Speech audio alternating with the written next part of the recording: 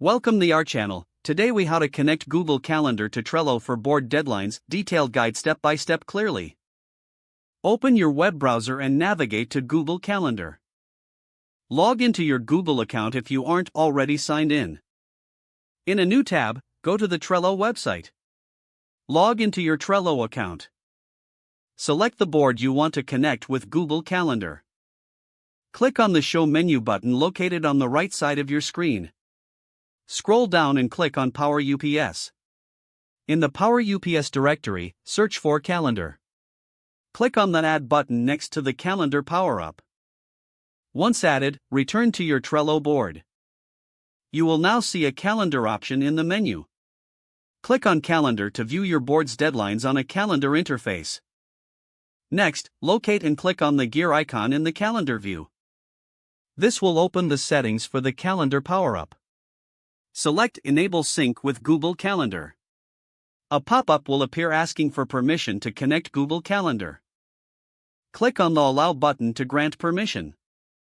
You will be redirected to a Google sign-in page if you are not already signed in. Choose the Google account you wish to connect with Trello. Grant Trello the necessary permissions. Return to your Trello board and refresh the page. You should now see your Trello deadlines appear in your Google Calendar. To verify the sync, open Google Calendar and check for the deadlines from Trello. If everything is set up correctly, your deadlines will be displayed in the Calendar view. You can customize how your deadlines appear by adjusting the settings in Google Calendar. Any changes made to deadlines in Trello will automatically update in Google Calendar, usually within a few minutes. This integration allows for seamless management of your tasks and deadlines across both platforms.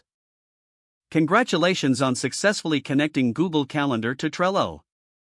If the page does not load, refresh the browser or try again in a private or incognito window. Make sure you are using the correct email address, then retype it carefully to avoid small typos. If your password is not accepted, use the reset option and create a new strong password you can remember. Don't forget to like this video and subscribe to our channel for more step-by-step tech guides.